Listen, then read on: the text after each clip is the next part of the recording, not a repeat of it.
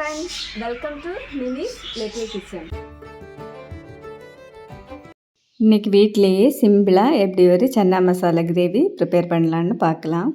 இந்த குழம்பு செய்ய ஒரு கடாயில் 1 டேபிள் ஸ்பூன் எண்ணெய் ஊற்றி அதில் 1/4 டீஸ்பூன் கடுகு போட்டுக்கோங்க. கடுகு வெடித்ததுமே வெங்காயம் போடலாம். அதுக்காக நான் ஒரு மீடியம் சைஸ் வெங்காயம் கட் பண்ணி எடுத்திருக்கேன்.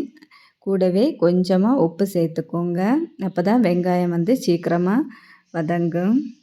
கூடவே கொஞ்சமாக கறிவேப்பிலை போட்டு நல்லா வதக்கிக்கோங்க. கூடவே 1 டேபிள் ஸ்பூன் இஞ்சி பூண்டு பேஸ்ட்டு, 3 பச்சை மிளகாய் போட்டு நல்லா வதக்கிக்கோங்க. இதோட பச்சை வாசனை மாறும் வரைக்கும் வதக்கிக்கோங்க. வெங்காயம் இஞ்சி பூண்டு பேஸ்ட்டெல்லாம் இந்த அளவு வதங்கினதுமே இதில் நம்ம இனி தக்காளி ஆட் பண்ணலாம். அதுக்காக ஒரு தக்காளி கட் பண்ணி மிக்சியில் அரைச்சி எடுத்து வச்சுருக்கேன். அந்த விழுதை இதில் ஊற்றிக்கோங்க. இனி நல்லா கிளறி விட்டுக்கோங்க.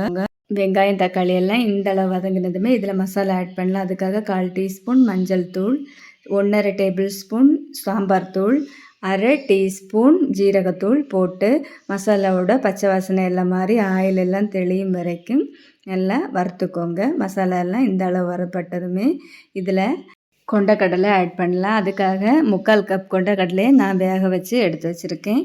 அதை இதில் ஊற்றிக்கோங்க. நல்லா மிக்ஸ் பண்ணி விட்டுக்கோங்க.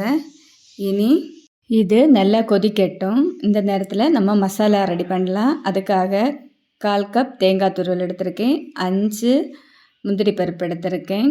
கூடவே 1/4 டீஸ்பூன் சோம்பு, 3 ஏலக்காய் போட்டு ஒரு மிக்ஸி ஜாரில் பேஸ்ட்டாக இதை அரைச்சி எடுத்துக்கோங்க.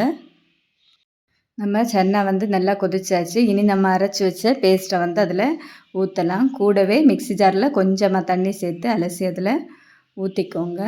இந்த குழம்புக்கு உங்களுக்கு எவ்வளவு தண்ணி தேவையோ அந்த அளவு தண்ணி ஆட் பண்ணிக்கோங்க. நல்லா மிக்ஸ் பண்ணி விட்டுக்கோங்க. இந்த அளவு மிக்ஸ் ஆனதுமே இனி நம்ம ஒரு மூடி போட்டு ஒரு 10 நிமிஷத்துக்கு ஸ்லோ ஃப்ளேம்லேயே அப்படியே வேக விடலாம். 10 நிமிஷம் ஆயாச்சு. திறந்து பார்க்கலாம். ஆயில் எல்லாம் தெளிஞ்சு குழம்பு ரெடி ஆகிடுச்சு. இனி கொஞ்சமாக மல்லித்தழை தூவி குழம்பு இறக்கிக்கலாம். இது பீச்சப்பம், சப்பாத்தி எல்லாத்துக்குமே ரொம்ப நல்ல காம்பினேஷன். நீங்களும் இந்த ரெசிபியை ட்ரை பண்ணி பார்த்துட்டு உங்களோட ஃபீட்பேக்கை என்னோட கமெண்ட் பாக்ஸில் தெரிவிங்க. இந்த வீடியோ பிடிச்சிருந்தா என்னோடய வீடியோவுக்கு ஒரு லைக்கை போடுங்க. என்னோடய சேனலை சப்ஸ்கிரைப் பண்ணிக்கோங்க. நன்றி.